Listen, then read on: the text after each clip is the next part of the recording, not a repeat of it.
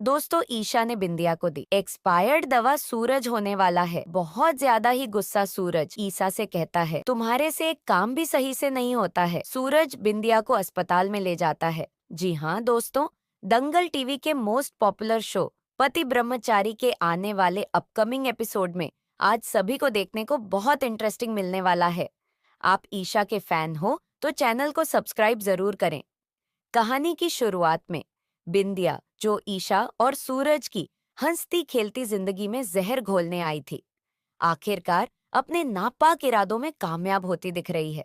उसने ईशा और सूरज के अटूट लगने वाले रिश्ते को हमेशा हमेशा के लिए तोड़ने की कसम खाई थी और अब वो अपनी जीत के बेहद करीब पहुंच चुकी है।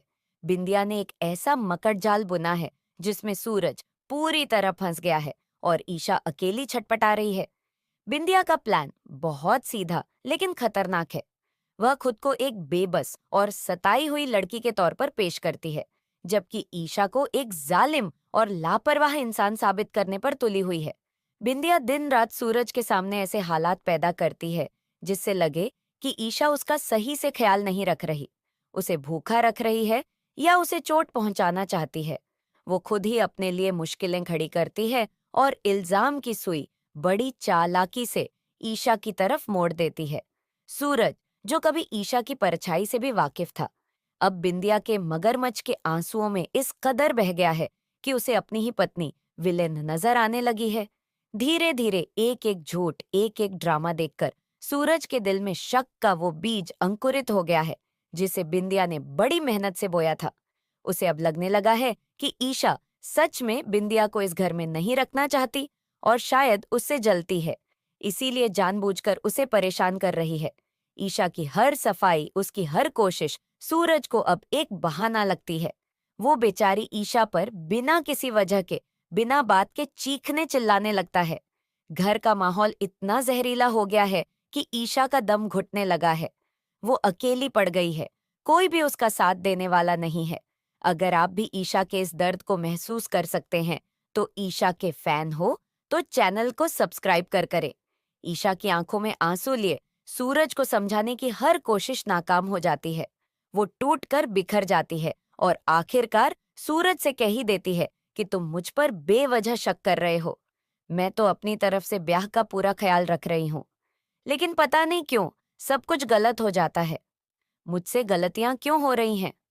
तले ईशा की यही मासूमियत उसकी सबसे बड़ी दुश्मन बन गई है, क्योंकि वह यह समझ ही नहीं पा रही कि यह गलतियां उससे हो नहीं रही, बल्कि बिंदिया उससे करवा रही है।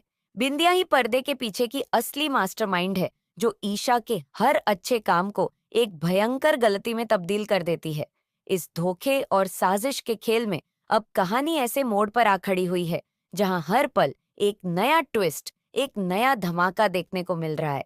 रिया अपनी जीत का जश्न मनाने ही वाली है, लेकिन कहानी अभी बाकी है। जब ईशा को बार बार हो रही घटनाओं से यह एहसास होता है कि दाल में कुछ काला नहीं बल्कि पूरी दाल ही काली है, जब उसे लगने लगता है कि बिंदिया उतनी सीधी नहीं है जितनी वो दिखने की कोशिश करती है, तब वो सच्चाई की तह तक जाने का फैसला करती है। ये कहती है, तब वो सच्चाई गई। ईशा की इस लड़ाई में उसका साथ देने के लिए ईशा के फैन हो तो चैनल को सब्सक्राइब करें। लेकिन अफसोस, सच्चाई का पता लगाते लगाते ईशा को इतनी देर हो जाती है कि तब तक सूरज के दिल में उसके लिए जो थोड़ा बहुत प्यार बचा था, वो भी बिंदिया के फैलाई नफरत के तेजाब में झलकर राख हो चुका होता है।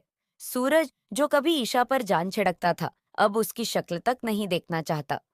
उसका विश्वास पूरी तरह मर चुका है और फिर वो काला दिन आता है जब सूरज बिंदिया की बातों में आकर ईशा के चरित्र पर उंगली उठाकर उसे अपनी जिंदगी और अपने घर से बेदखल कर देता है। सूरज ईशा से ठंडे लहजे में कह देता है कि अब इस घर में तुम्हारी कोई जरूरत नहीं है, तुम वापस अपने घर अपनी गुलाब हवेली जा सकती हो। ये शब्द ईशा के सीने में खंजर की तरह चुभ जाते हैं। इस तरह बिंदिया दो प्यार करने वालों के बीच एक ऐसी गहरी खाई खोद देती है जिसे भरना अब नामुमकिन सा लग रहा है। बिंदिया ने सूरज और ईशा के पवित्र रिश्ते के बीच शक की वो दीवार खड़ी कर दी है जिसे तोड़ पाना ईशा के लिए एक अग्नि परीक्षा से कम नहीं होगा। क्या आपको लगता है बिंदिया बहुत शातिर है और ईशा उसे हरा नहीं पाएगी? अगर आप चाहते हैं कि ईशा जीते, तो ईशा के फैन हो, तो चैनल को सब्सक्राइब कर करें।